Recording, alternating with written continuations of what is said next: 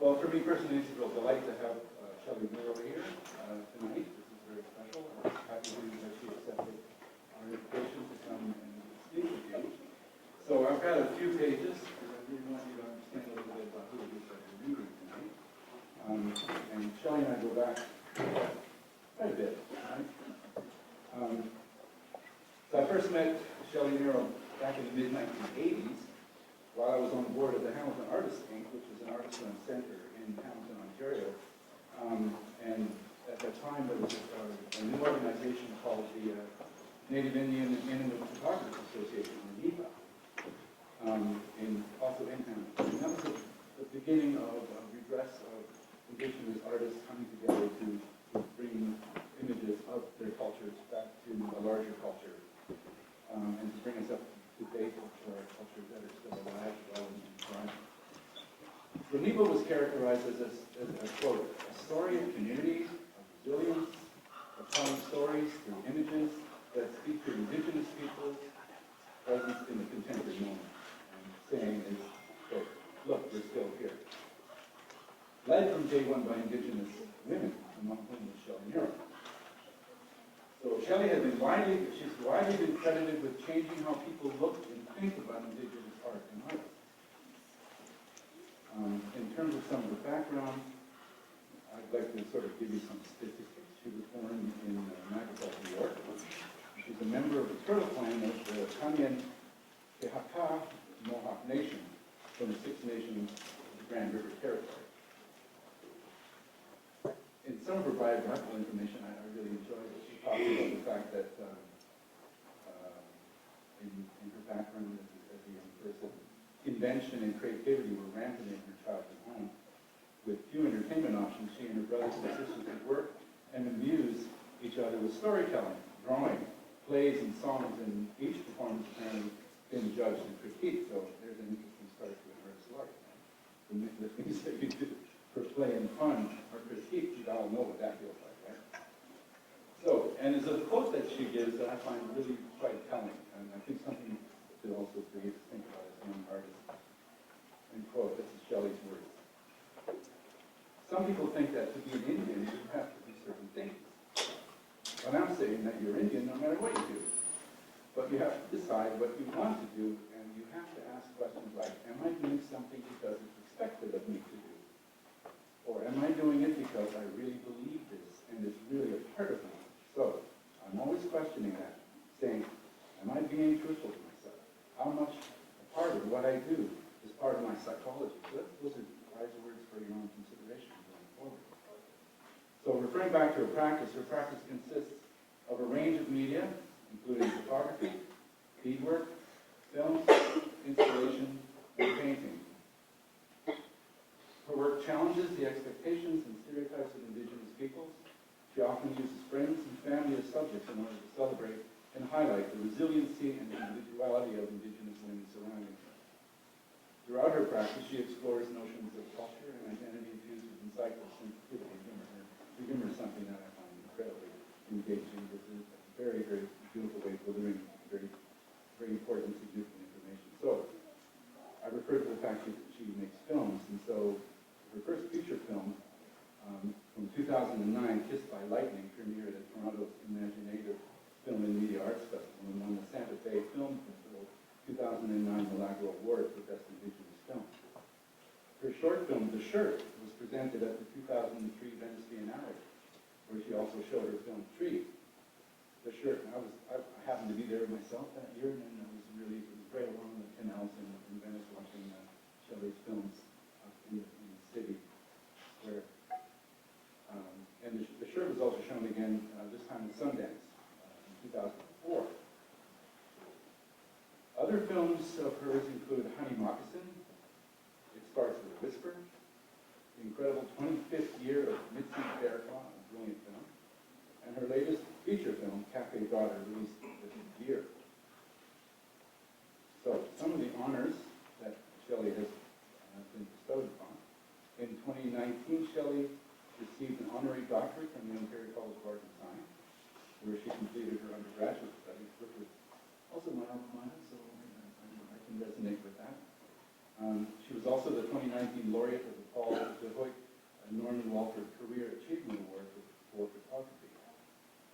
In 2017, Shelley received both the Governor General's Award in Visual and Media Arts and the Scotiabank Photography Award, two of the most preeminent contemporary art awards in Canada. And also in 2017, Niro received the Hnatyshyn Foundation Reveal Indigenous Artist Award and the Arts and Culture Award from the Dreamcatcher Charitable Foundation.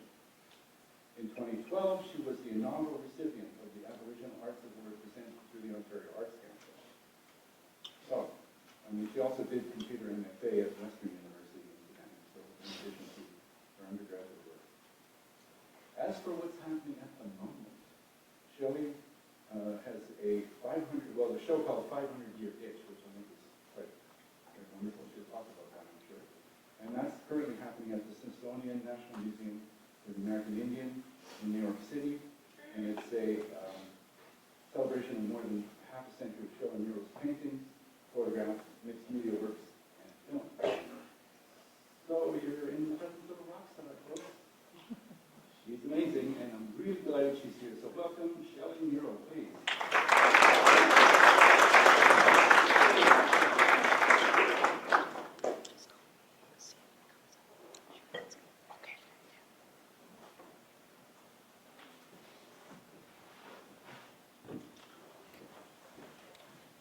Thank you, Reinhardt. I'm going to start the night off with a video, and it's a video done in 2007. It was commissioned by Lyft, and Robert Ganello, I believe was his name, was the executive director, and he proposed a project to me. He said, you can do anything you want with film that I have in stock. So, just pick your film stock. And at the time I thought, I've never done a 35 millimeter film, so I chose black and white film stock. And it was done in a day.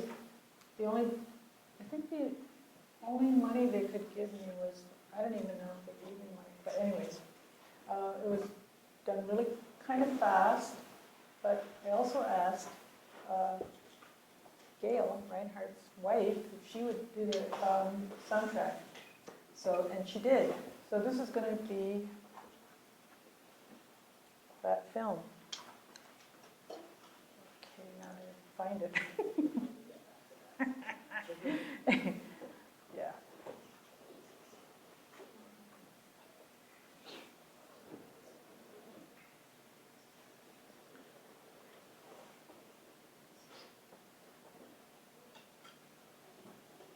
That's good. Great. Thank you.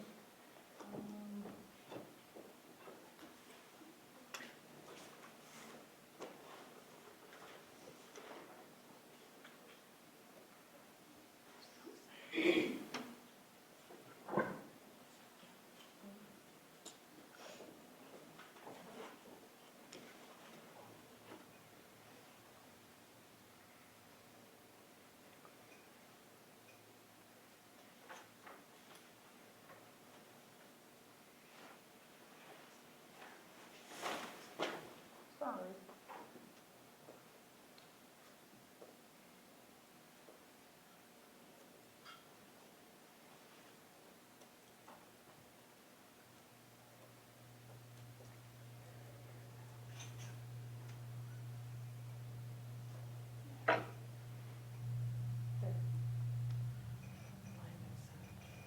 Okay, we're going to start again.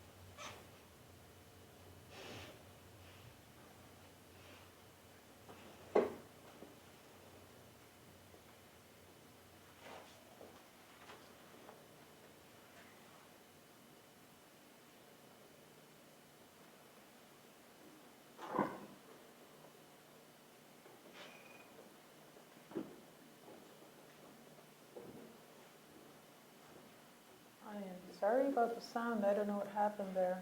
How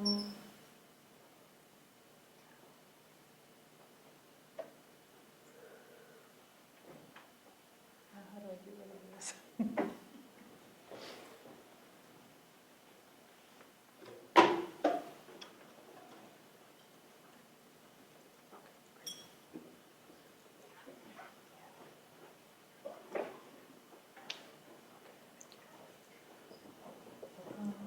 Let's see. I have a few images here. This one was done in 1985, and I did this painting after viewing Mulroney, Prime Minister Mulroney, having a conference with First Nations ministers in Canada.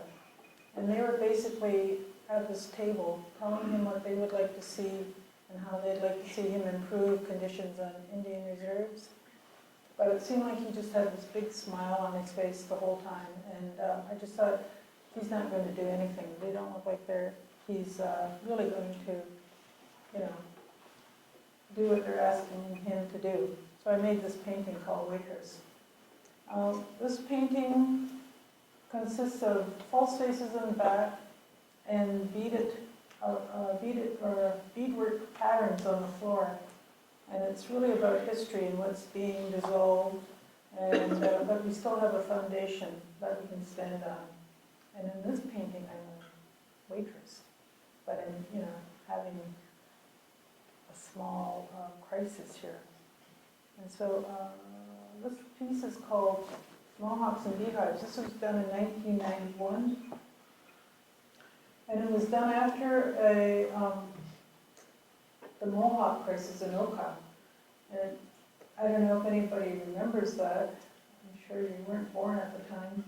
But this was when Mohawks in Quinte were protesting against the city of Oka because they wanted to take over a graveyard and build a golf course there. But the Mohawks that lived there said, no, we can't do it. And this huge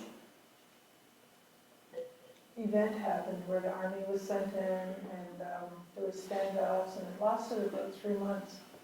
And after living through that, I was never part of it, but every day you read in the paper how Mohawk people, and mostly Native people, their lifestyles, what they were taking from the government, were always blamed for using taxes that citizens paid for. And it was a deluge of information that was not necessarily true. So I started to feel a little bit depressed about it. And I thought, well, there's something I can do about it. I don't have to, just sit here and listen to all this stuff. So I asked my sisters if they would be interested in doing this with me. And it's just taking a day putting on makeup, just being kind of crazy, going downtown Brantford and just having the day for ourselves. So away we went. So this is Mohawks and Beehives. This piece is called The Iroquois, a highly developed matriarchal society. This is my mother, and she's under a hairdryer. And at the time, my sister was going to hairdressing school, so she used this as her guinea pigs, I guess. So I took this photo of my mom. And there's a beadwork design pattern underneath her, and it's the celestial tree design, which is really indicative of being Iroquois presence. So I just wanted it to be, just fun. This one is called Mohawk on a Cloud. And again, it's my sister, and she's smoking, and I used not a traditional beadwork design, but I just used the style of beadwork, and I used the Dremel drill to do these. In 2002, I believe, I was asked to participate in an outdoor installation piece at Rodman Hall in St. Catharines. And I wanted to do something on Tecumseh at the time, but I really had a hard time finding that information about him. So I decided to look at women, Indian women during the times of war, and where were they? You never hear them or see anything mentioned about Native women during these huge battles that went on. So I thought about making images of women and just kind of, letting them see letting us see what they would have had to do during that time. So this piece was called Resting with Warriors, and these pieces are made out of plywood. And I made them so that you could lay on them if you wanted to, so that it was at a 45-degree angle, and you could lay on these pieces of plywood with these warrior women images on. And I was really thinking about Knights Templar, the designs of those knights, that how they look and how they get registered as being Knights Templar. And so I made 4 of them. And I carved the design, and I used these plywood pieces to go on to make woodcuts. So here you see the words backwards, but it's because they're really for a woodcut print.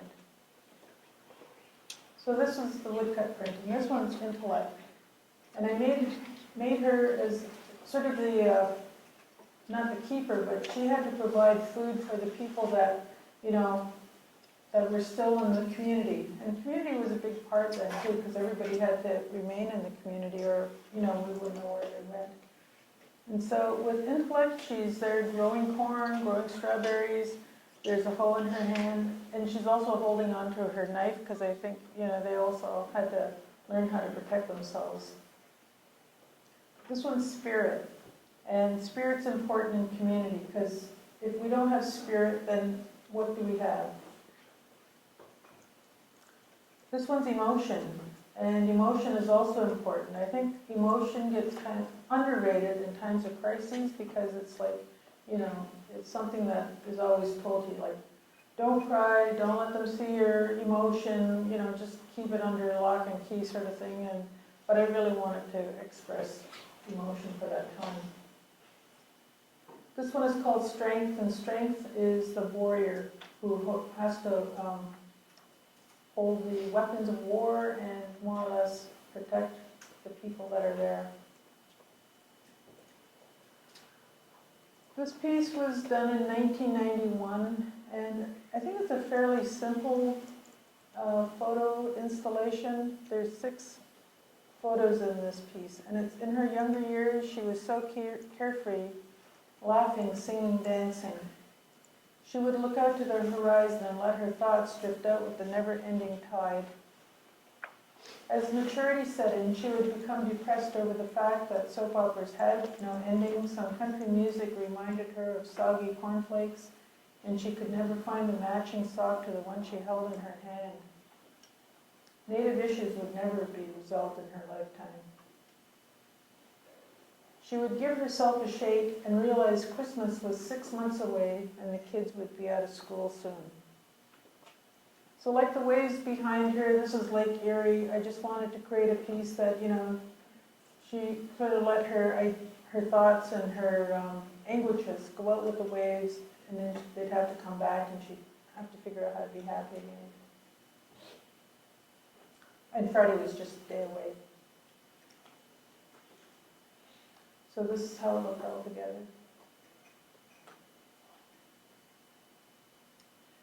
In this series, it's called The Essential Sensuality of Ceremony, and I was doing my MFA at Western, and I really wanted to study the legend, myth, history of the peacemaker, which is so important in my community.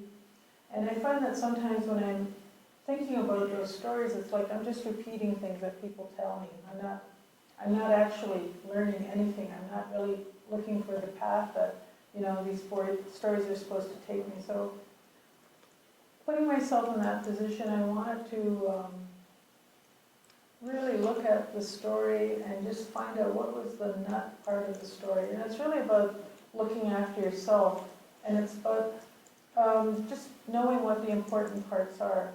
In this photograph, it's, you know, a woman singing maybe to the guy, and so sound is an important part of it, because in those stories there's always singing or drumming.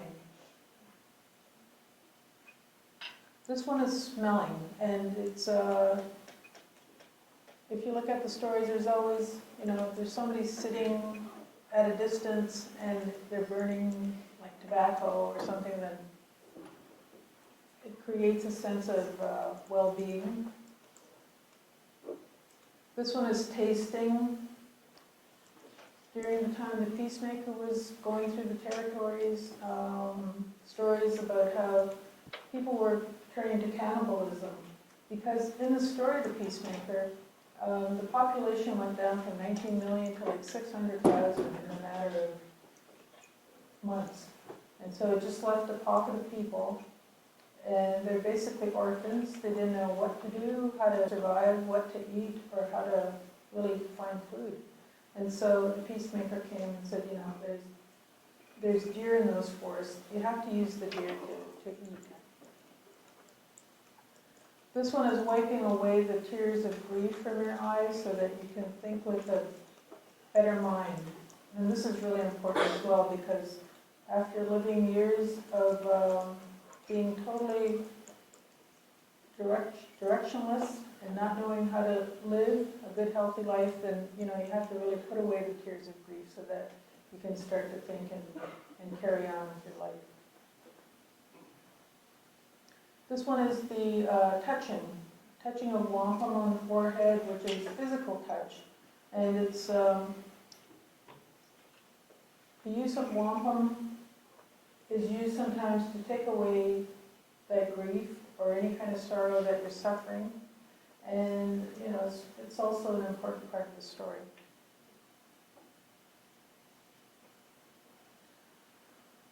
This is a series called Borders, and I used arms. So the arms really are indicative of what I'm trying to say here. Here it's borders, and so as you can see that there's a lot of aggression between two people, and you know, there's a fence below it, and I used barbed wire fence on top of it, just to show that land and the borders around land and how much tension it causes and all the aggression that goes with it.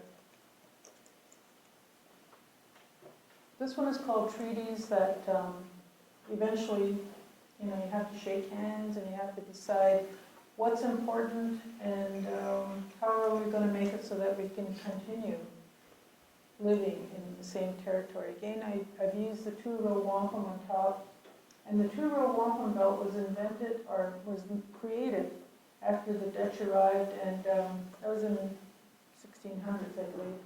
And the Iroquois at the time said, yes, you can come in the territory as long as you follow the rules of this wampum belt. So it means if you stay, it also represents rivers, and if you stay in your river, in your canoe, and do your thing and leave us alone and we'll do what we're going to do in our canoe, then we'll be fine to get along. So that's where that wampum belt comes from. This one's called Unity. And I have just kind of stylized image of heaven or the afterlife. And it doesn't matter where you're from or anything like that. You know, we're all going to be passing through that road eventually. I made this work in 2002, and it's called Unburying My Heart. This piece was shown at the museum, or the McMaster Museum as well. And, you know, funny part about this show is that it went up, and the same day this show went up, the service staff at the museum went on strike. So they had to close down, and then when the service staff went off their strike, that's when the show was over. And it was like my best show ever. But it was kind of, you know, just kind of funny because I thought, wow, this is my best work yet, but nobody's going to see it. But this work consists of 4 oil paintings, and in front of those oil paintings are 500 stuffed velvet hearts. And these hearts are sewn onto lengths of rope, and they're kind of tangled all up. And it represents the 500 nations that have lived here before. The piece on the left is a tar paper with 500 heart stencils on it, and in each side of each stencil is the name of a different nation. So I just kind of, you know, blended into each other. There it is. And the paintings, this one is water, and water is always a contentious issue with Native people, especially Eastern fishermen. They always seem to be fighting for their rights to be able to fish in those waters. This one is fire, and I remind myself why I painted this one. It was because I was sitting in New Mexico at the time, and it was a fire, way before fires were, you know, as crazy as they are now. But you could see this fire way off in the distance, and as I'm sitting at a friend's house, ashes would land on my arm, and I would just think, that is really kind of a strange occurrence to be happening. And I guess it wouldn't be so strange now.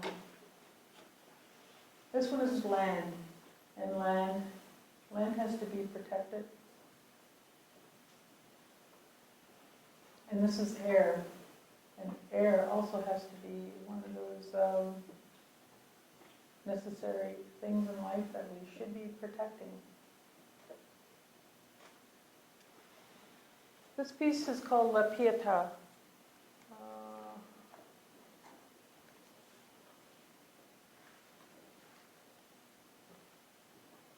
This is the first and 7th image of water. I use this to symbolize the importance of an element essential for all living things. Without it, we would die. The earth uses it to cleanse and heal itself after periods of chaos and turmoil. Water carries us for 9 months in our mother's womb and makes our journey into this world easier. Water promises a life of abundance, growth, safety, hope for the future. This one's the Mohawk Valley. This infinite view represents what was lost in the diaspora of Iroquois people when they were forced to leave the Mohawk Valley after the American Revolution. The natural beauty never to be returned to takes my breath away. Again, the landscape represents Mother, a place always producing, always there, and a place that had to be defended and eventually lost. The maternal homeland still waits for the return of her people.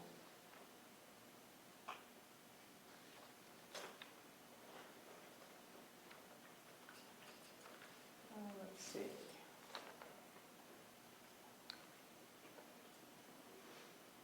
This image is a close-up of the resources, a single tree. The detail allows the viewer to see what would otherwise be ignored. We can examine each bark chunk, each shadow increase. The knots act as invitations for us to listen and comment on the physicality of each tree as an individual. They have character and personality and can be cut down at the will of any man. This series of images are to represent the resources that are lost and damaged in times of war. The grand landscape is torn apart. Over time, the earth will heal itself. The loss of young life leaves a definite scar in the world, no matter whose life, whose side of the battle that was fought. Mothers will cry forever. And I've returned to the landscape, a different type of landscape. This photo was taken in winter. The leaves and grass are gone. The bare limbs of the tree hang in anticipation of the spring. As a metaphor for sadness, this forest looks full, but it's empty at the same time. The bareness waits, never knowing when birds will sing again from its branches.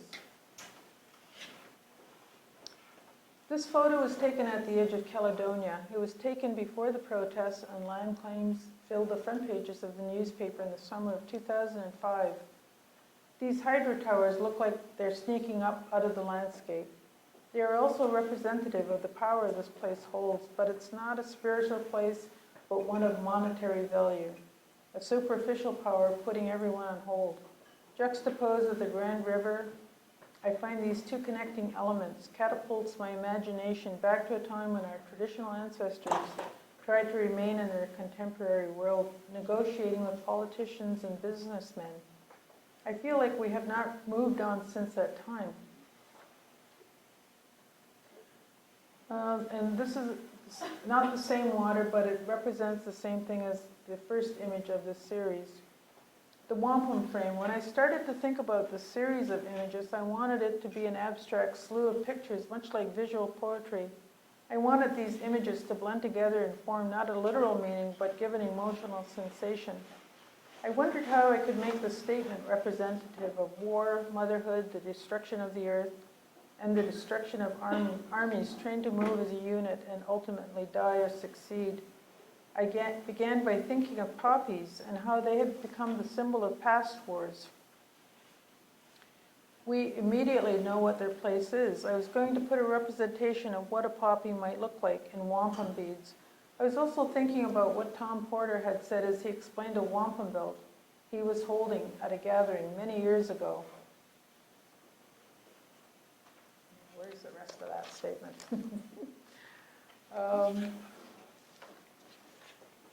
But I wanted, I'll just say what it was.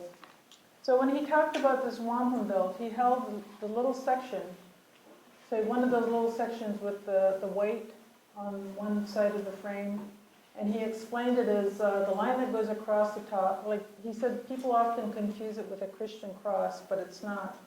It's showing heaven and earth. And as you've gone through life, you travel up that ladder, and then you go into heaven. So that's what that means. And I wanted to show that I don't know anything about, well, you can say I don't know anything about war, but I really don't know the mechanics of it. So I wanted to make that wampum and make it into a negative to show that, there's so much more that I don't know what's going on with the state of the world as it is, but I just wanted to make those comments about that. This piece is called Homage to the Old Ones, and in this piece I use rocks from 4 different areas. So there's mountain, lake, river, and sea. And I made each one of those places has, their own little section of different rocks, because I enjoy rocks, and I collect a lot of them, and I shouldn't. This one's called Preparing the Runner for the 23rd Millennium. And in this piece, I was invited to participate in a show that wanted to do something with the 75th anniversary of the Group of 7. And we were each, oh yeah, you were part of that, Reinhard, remember that? And we were given images from different paintings from the group of 7. We were asked to, make something in response to that. So I took Lauren Harris's Algoma and I beaded it and I put it on a bag. But things that go in the bag sort of represent a runner. Traditionally, a runner is to go to a chief, and he takes with him wampum, and saying that his chief wanted to have a meeting with the chief he was going to. But in the 23rd millennium, I don't know if there will be men around to do that. So in this case, I had it being, the runner is now a woman. That's why there's lipstick in there, and there's a hairbrush, and there's even a compact. So she's prepared herself to go and see the chief. And taking 2 books with her. One of them is Teachings from the Longhouse, and the other one is Pearl Buck's The Good Earth.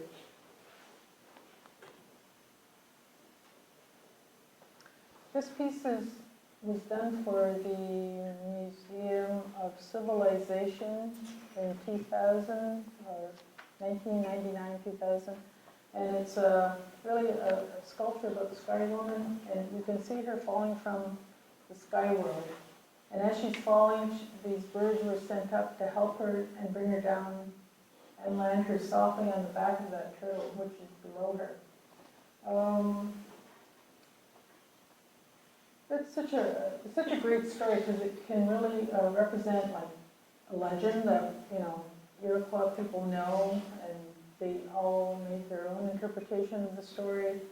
I like to think of it as you can even think of this story and use it in like modern day consequences, but coming from one place and landing in another place. So it could be refugees, but it's about women and how they have to figure out how to survive in that strange area, or the strange location that she's going to end up in.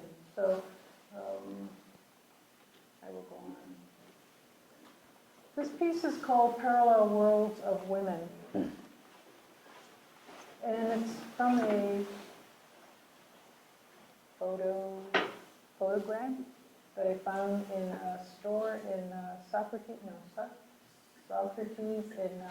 Niagara. I just found it in a little, like a second-hand store. But it's a story about this young girl and what she did to stop a German army from crossing a bridge in France. And, she's always put into these really dangerous conditions or situations, but she survived, and she has been honored in France. And with that story, I have this wampum belt here. Again, it's a true real wampum, but I kind of I was learning Photoshop at the time, so it's like, oh, I'm going to try this button, and this is what this came up with. So it's kind of a wobbly, true real wampum.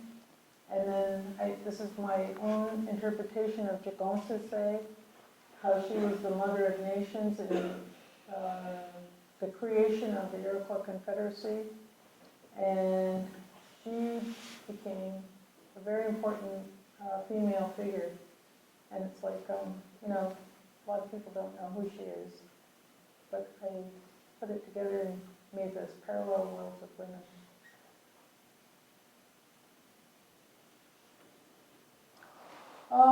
In my work, I find I get sometimes bogged down thinking about things that are happening, and it gets too serious, so I try to have fun. So with this series, it's called The Sleeping Warrior. Before I started to work on this, there was another title, and it was way too long, and it was like The Gaze of the Native North American Male as He Rested on His Post-Colonial Sofa. But it was too long, so I just changed it to Sleeping Warrior. This one is called Sleeping Warrior, Dreams of Hunting. Sleeping Warrior, life in the sky. The landscape that's below, or the cityscape that's under him is from Tokyo. And, I'm just thinking about him being a businessman, and there he goes. This one is Sleeping Warrior, Dreaming of Fighting No More. Sleeping Warrior, Dreams of Pastures and Power in Pastures. And this one, it was like, sleeping warrior, you can dress them up. And this is 4 directions of the sleeping warrior.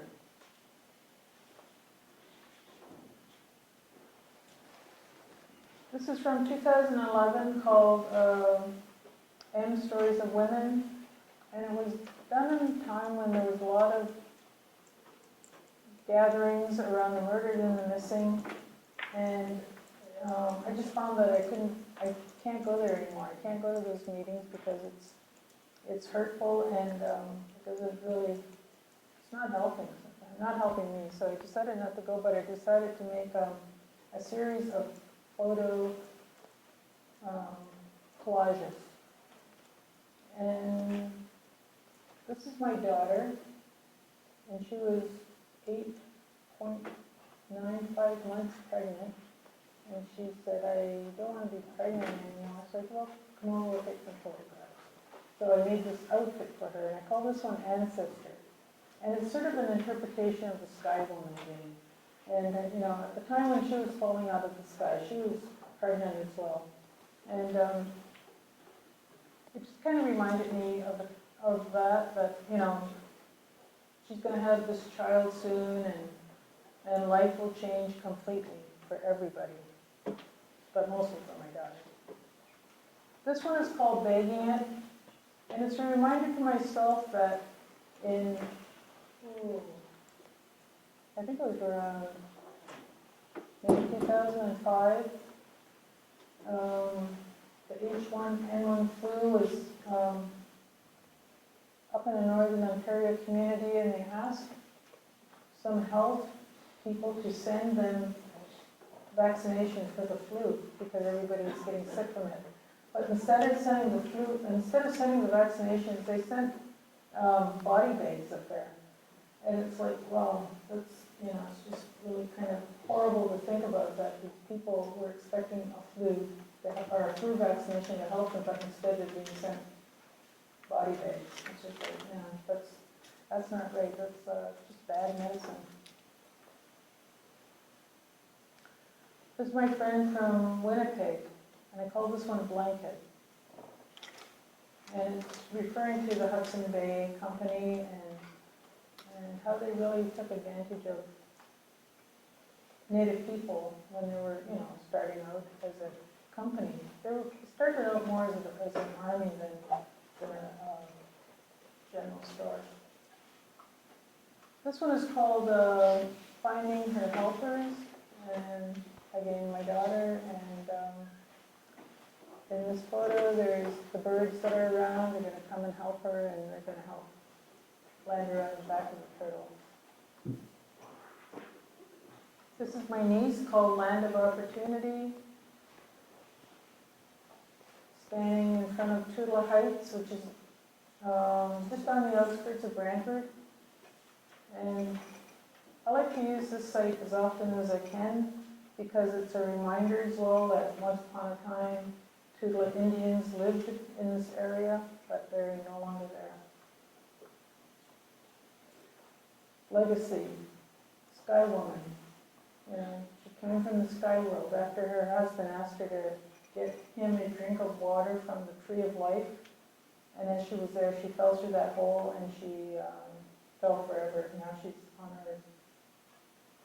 But just as a reminder why this piece is here, there's a skeleton in the lower left-hand corner. And, that's just a reminder of her husband and why she's in the predicament she's in. My friend Lori Blondeau, piece is called Many Horizons. Lori has 4 kids, and the 4 little buffaloes on the bottom kind of represent her kids. This one is Memories of Flight. And if we think about stories like Sky Woman, just having the thought that, this woman fell through the sky, and we've sort of claimed her legacy as ours, because now we live on Turtle Island, and that's what I like to think about. My friend Jackie Carpenter, who's Cree woman from Etawapiskat, and I have a canoe there, and I have beadwork from her area. And also, I just think that, you know, for myself, I like putting these little signifiers reminding us, the explorers, when they went through those territories, it was often women who showed them the way, and it showed them how to survive. This one's called Beginnings, and I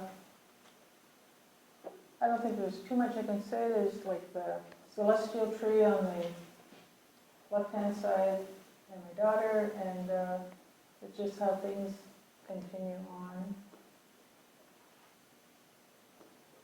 The Grand River. This was taken right outside of Caledonia in Ontario, and I think I took this in 2006. So you have the reserve on one side, and on the other side of the river are all these hydro towers that, you know, really take up a lot of space. Oh, we already went through this. Sorry. Abnormally Aboriginal. I think most Native people do not want to be called Aboriginal. It's one of those words that we just totally refuse. But I think it's also about, you know, we have Indigenous, we have Native, we have First Nations, we have Indian, and Aboriginal. So I made this piece as kind of a protest about that word at the time, which is 2015. I don't think it's used as much as it was. But during the time, it's like everybody would just cringe when they heard that. So it's like, you know, in a way it's like by being called something, like I've been so used to being called Indian. I know that people are offended by the word Indian, but I'm offended by people who get offended by being called Indian. So I just wanted to make that point. Normal, original. I think I have sunglasses on here because it's like, you know me. You don't know what I'm thinking. And, you know, because I think a lot of people think if you're a Native person, they know what you're thinking, they know what your perspective is, they know so much about you, and it's like, no, you don't know me at all. So, and this one is just the DNA strand. That's what I am. Okay. I think we're getting a little close to the end here. This is a piece called For Fearless and Other Indians. The beadwork that's around the piece, a friend of mine bought some beadwork at a flea market. And then he wanted to know, could I decide what nation made this beadwork? And to me, I said, it looks like Iroquois beadwork. And he said, it's funny because when he takes it to his other Native friends, you know, Ojibwe, Plains Cree, I forget what other, they all claim that it's theirs too. So in a way, using this beadwork in this piece kind of represents all nations. You know, this is our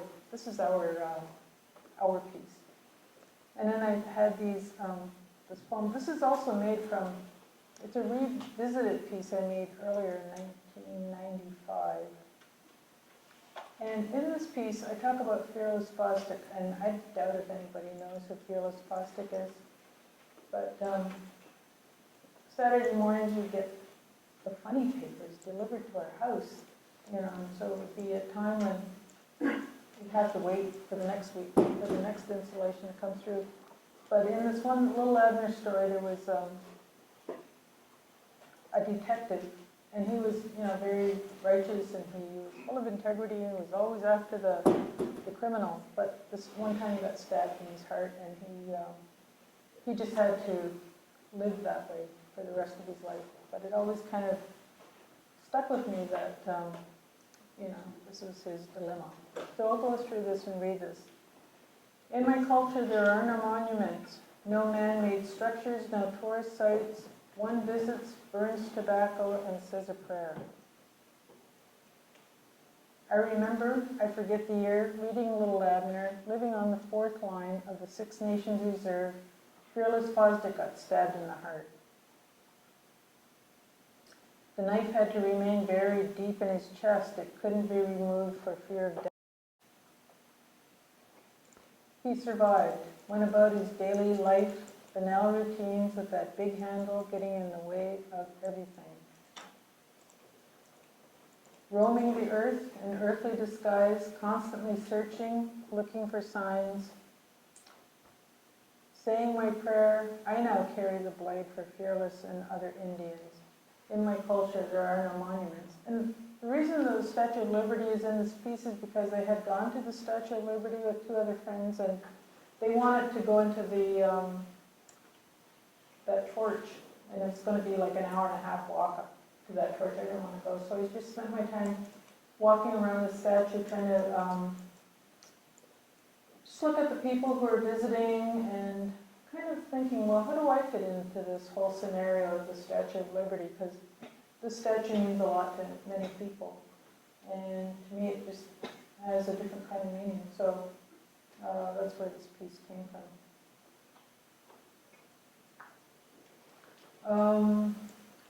This is done from 2015, and I think it, carries on from M Stories of Women. I was, thinking about just plight of Native women and how we're kind of neglected in the media. But now that the murder and the missing is out there, that seems to be taking up a lot of that space as well. So I wanted to make paintings that were positive and just added a nice positivity to that story. But this one is called Traveling Through, and it goes back to the explorers, or the guys who are looking for the Northwest Territories, or the passageway. And again, it goes back to women and what they're quite capable of doing. This one is called Wishing a River, and I think sometimes you just want to go someplace, you just want to escape. So in this particular painting, you can get in that canoe and you can go down that river and have an escape. This one is called Continuing the Journey. And in this case, it's about imagination and using the sky world where your imagination can take you, and you can go anywhere with that. But to all bring it back to being positive, this piece is called Raven's World, and that's my granddaughter, and she's about 7 years old in this piece, and it's about looking at the future and using the sky as a way to project, anything you want to. So it's sort of an endless place where you can look at. And corn is always important, as it's an important food substance in Iroquois land. Again, I'm wanting to have fun, so I make fun. This one is called Mr. Ambidextrous. And these toys I had purchased about, 20 years ago, I think, at a toy store that was going out of business. And these pieces are about 10 inches tall, so they're really big and sturdy. And if you look closely, there's muscles, and you can see, ribs and everything. I thought, wow, these are really, like little sculptures. So this one is called Mr. Ambidextrous. This one is called the Show Off. This one is called the Dimpled One, because if you look at his facial features, he's, got nice little dimples there. This one is called When Everyone Got Mad. And again, it's referring back to stereotypes of Iroquois people and how we were sort of put in a position where we were always wanting to fight and always wanting to kill and always wanted to do all those horrible things in times of war. But, it just kind of lends itself to this piece. And this one is Day at the Beach. And You know, sometimes I just can't explain why I do the things I do. This one is called, this is from a series called History of the World, and there's 4 pieces in it, and they all have the Indian head nickel. So there's the Indian head, there's the buffalo on the other side of it, and in between there's fossils. And the fossils to me represent, you know, the beginning of the world, and it's been here forever, and they're sort of like, once upon a time, these creatures roamed the earth as well. And underneath these images, there's like, this one is I think it's water underneath. So it's looking at the 4 elements. This one is the sky, so it's air, and using the same technique, fossils and the nickel. This one's water. The other one must be land. And, yeah, I don't know. Air, water, land, fire. One of these is fire. But I use the 4 colors, 4 direction colors as, I think it's the Dakota who has the 4 directions in their cultures, but I wanted it to also include everybody. I think that's the end of that. So that's all the images I have.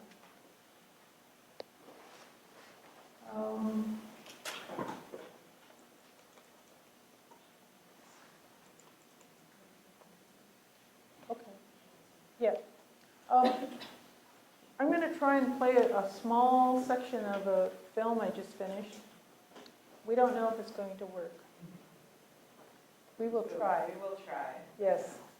I'm not sure if it, so give us 1 moment.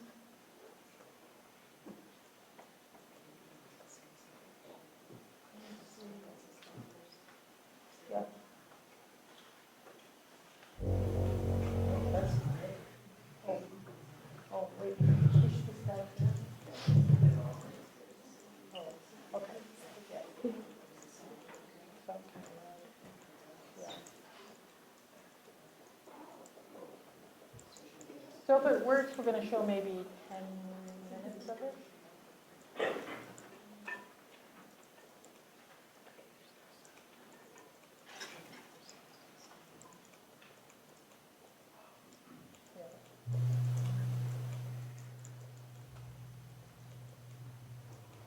That sounds like the same sound as we had before. Yeah. No.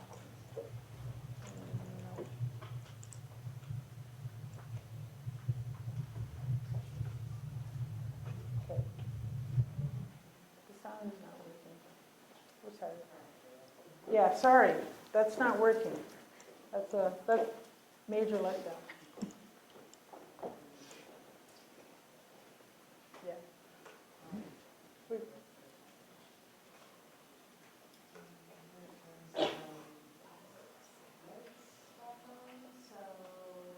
So round of applause.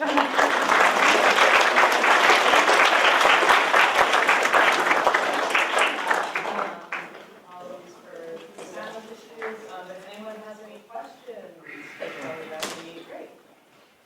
Yeah. I'll answer anything. If you can repeat the question, Yes. you may ask it. Okay. So everyone feel free to jump in.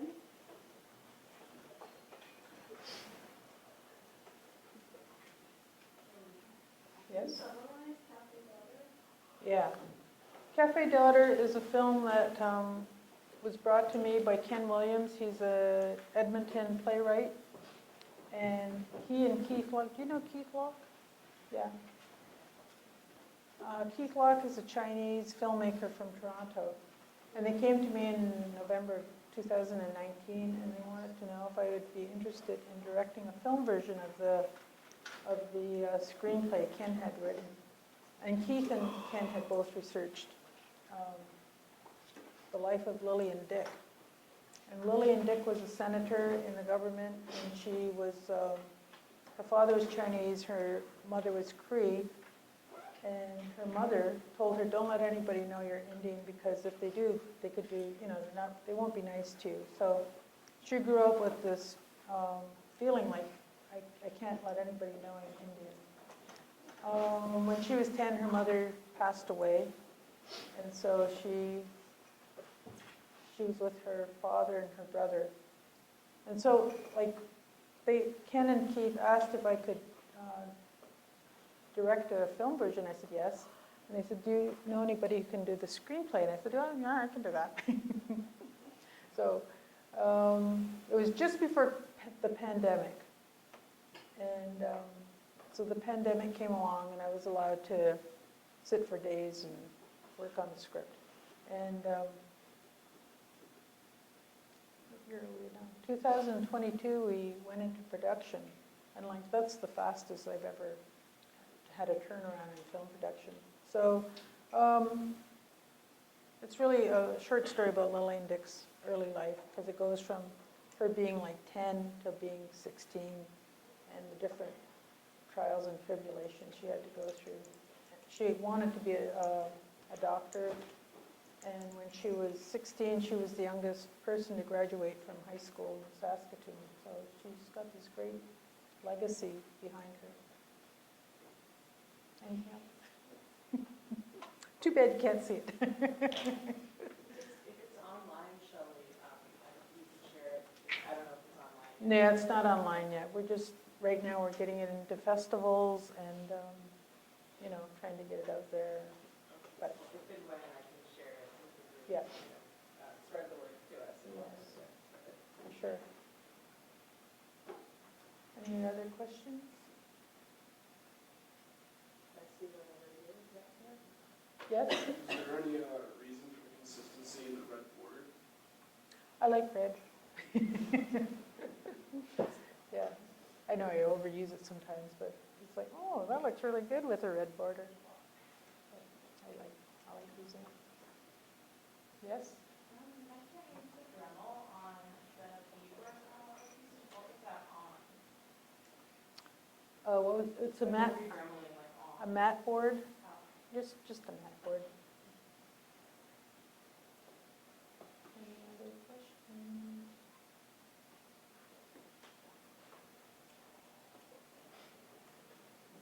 No?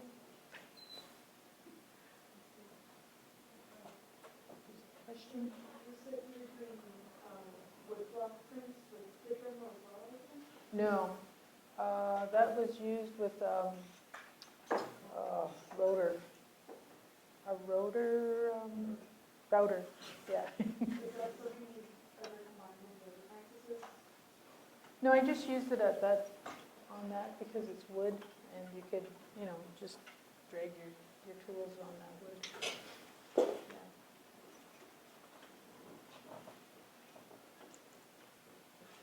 Yeah. Yes? Talk a little bit about these things, having a perspective in New York City. What has that done for you, and how you're thinking about your work in the context of your work? Well, I had a show in Peterborough in 2017, and then people from the Art Gallery of Hamilton came to that, and they said, "Oh, would you like to have a retrospective?" And it's like, yeah, but it was so much work because you have to go through all your work, and you have to, look at it again, and it was really hard because it's like pulling stuff out of your trunk, and it's like, oh yeah, and then it's just like a diary, and you're sort of reliving what you're going through and you're making it, and what the world was going through and you're making it. So I just found it really more emotional than I expected it to be. I just thought, oh yeah, I can do that, but yeah, it was really, really kind of a hard thing to do. Oh, it's been great, I think.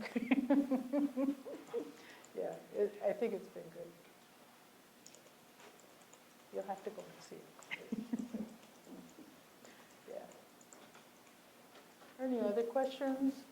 Don't be shy.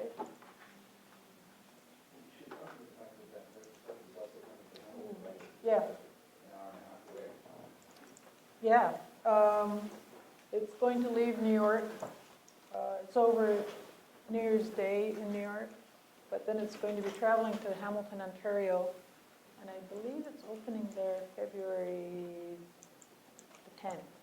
So it'll be there for a couple of months. If you're interested.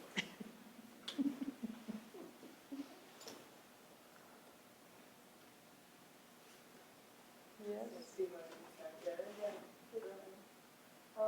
Do you take any inspiration for the movement that's visible within your paintings, like the line work?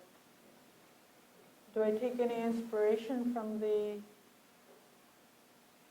For the line work within your paintings, like how flowing it is? Or it seems like there's a lot of movement within it. Oh, within the paintings, which one are you talking about? Specifically, well, a lot of ones with the water and how the water Right. is very Yeah. flowing. Yeah, I like having movement in work, because sometimes I just feel it gets a little too stagnant, you know. So if you can create some kind of activity, then I think sometimes it makes the painting better, makes it more engaging.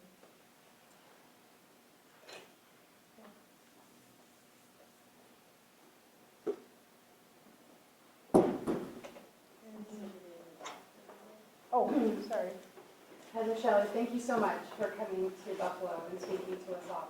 It is a great, wonderful honor to listen to your words and to see your images. I was curious about wampum because in the history books that I read, wampum is thought of as a legal contract or a document that's used to, as you said, negotiate land use. And then you mentioned that there was an example where wampum was used in a healing ceremony. Are there other ways that wampum is used? Wampum was such an important part in the Iroquois community that I think it takes up so much, not time, but it's like part of the community. So it is about legal documents and historical things that have happened and the healing process of making wampum. I just know a little bit about wampum and how it was made. Everybody participated in making it. And, I just think that, I don't know how to say it, like, it gets misinterpreted as being, it was like money, like, oh, because they could see when settlers first arrived and they could see Native people exchanging this wampum with each other.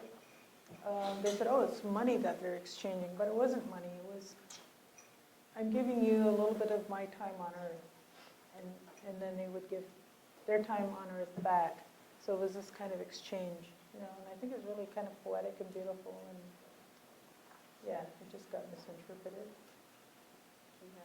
But I think there's so much more to wampum that I'm not really talking about. Not because I don't want to, that's just because I don't know. Anybody else? I think that's about it. What do you think?